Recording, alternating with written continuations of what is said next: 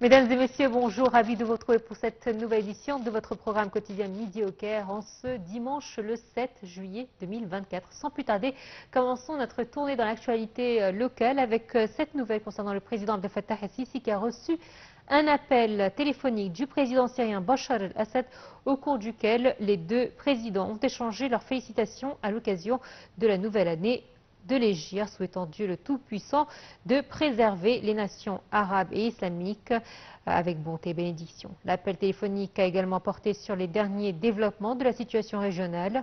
À cet égard, les points de vue ont échangé sur la nécessité d'éviter la croissance du conflit et de maintenir la sécurité et la stabilité régionale, mettant l'accent sur le rejet total des tentatives visant à liquider la question palestinienne ou à déplacer les Palestiniens. Dans ce contexte, le président el-Sisi a affirmé que l'Égypte poursuit ses efforts visant à un cessez-le-feu dans la bande de Gaza et à accéder à l'aide humanitaire de manière durable.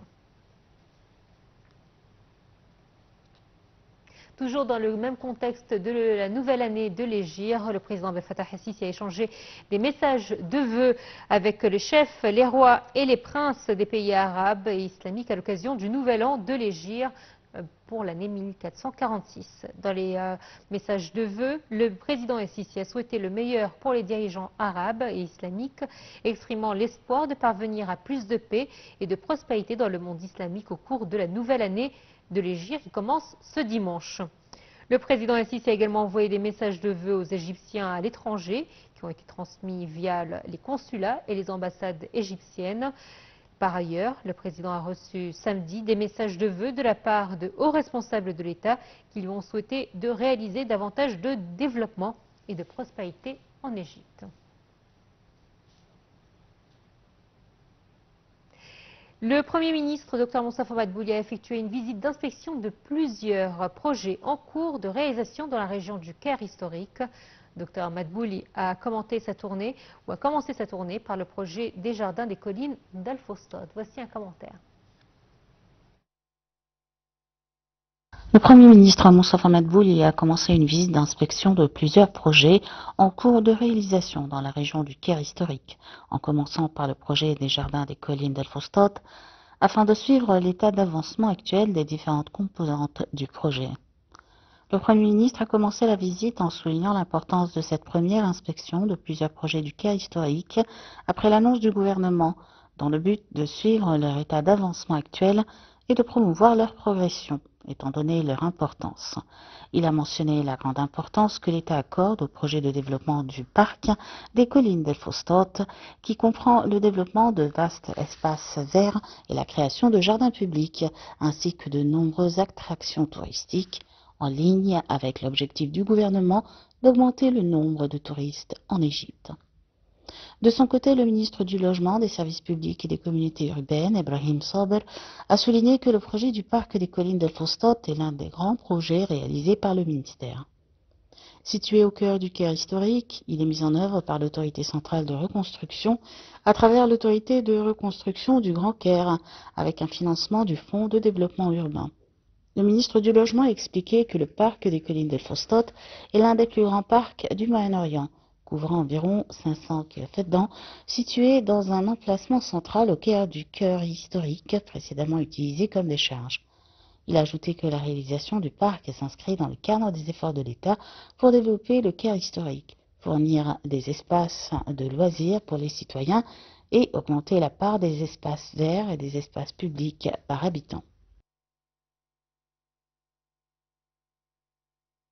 Le grand imam d'Al-Azhar, Cheikh Ahmed Taïeb, a exprimé la volonté d'Al-Azhar et du Conseil des sages musulmans de tenir une conférence mondiale sur la coexistence en Thaïlande, avec la présence d'un certain nombre de chefs et de symboles religieux du monde entier, pour souligner l'importance de promouvoir la coexistence pacifique et la fraternité humaine. Cette déclaration a eu lieu lors de la visite du Cheikh Taïeb au roi de Thaïlande au palais royal de la capitale Bangkok. Le grand L'imam d'Al-Azhar a confirmé la volonté d'Al-Azhar d'établir des centres d'enseignement de leur langue arabe en Thaïlande. De son côté, le roi de Thaïlande a exprimé sa joie de la visite honorable du Cheikh Taïb en louant les efforts d'Al-Azhar et du Conseil des sages musulmans dans la diffusion et le renforcement des valeurs de dialogue, de paix, de tolérance et de la coexistence humaine, exprimant la volonté de son pays d'élever le niveau de coopération et de relations avec l'Institut d'Al-Azhar.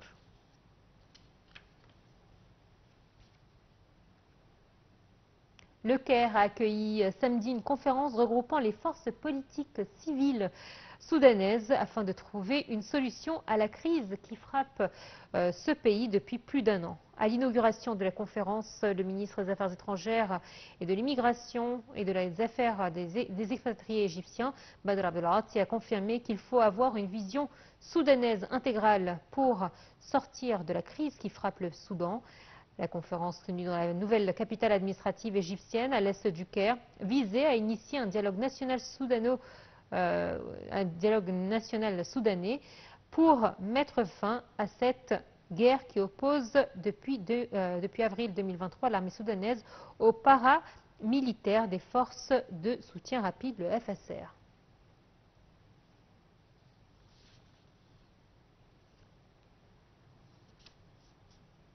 Le Musée national de la civilisation égyptienne s'engage à rappeler l'héritage d'Kalsoum à travers une festivité pleine de surprises et de divertissements. Voici un compte rendu.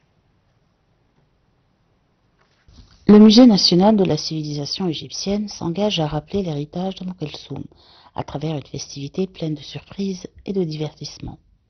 Le Musée national de la civilisation a fêté le samedi 6 juillet les 100 ans de la première apparition Kalsoum sur scène, et ce à travers un riche programme artistique et culturel. Kalsoum est apparu pour la première fois sur scène en 1924 au théâtre El Asbakeya. Au cours de cette soirée, ce fut la première rencontre historique entre Kalsoum et le grand poète Ahmad Rami, qui lui a écrit par la suite près de 200 chansons. Selon la page Facebook du musée, le programme comprend des reproductions d'images de la diva, une collection de ses objets personnels, des ateliers d'art, des spectacles de chant arabe avec des vedettes égyptiennes, une exposition d'art représentant la dame en peinture et photo, des ouvrages créés sur elle, etc. Le Musée national de la civilisation égyptienne a mis en valeur l'héritage Kalsoum, appelé par ses fans l'astre de l'Orient, ou la dame et la diva. Kalsoum, ou Fatma Brahim el-Sayed el-Beltaghi, née à Tamay el-Zahariya, gouvernera de Dahliya le 31 décembre 1898 et morte au Caire le 3 février 1975. Elle est considérée comme la plus grande chanteuse du monde arabe et un symbole national sacré dans l'imaginaire du peuple.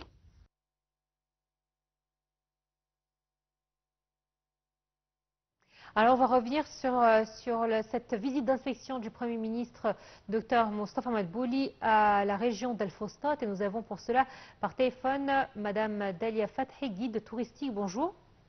Bonjour madame, comment allez-vous? Très bien, merci, j'espère que vous allez bien. Alors justement, parlez-nous de l'importance de développer cette partie du Caire qui est celle des jardins des collines d'Al Fostat. Le développement du Caire, n'est-ce pas? Bon. Oui. Ce projet-là, pour être sincère et clair et net, ce projet-là, c'était il y a 30 ans, un rêve de la femme, vous connaissez ces pays, Suzanne Moubarak, elle a fait fondre le Caire moderne. Alors bon, elle a fait tant des choses au Caire islamique. Par suite, elle a fait le grand musée de la civilisation dans les années 1997.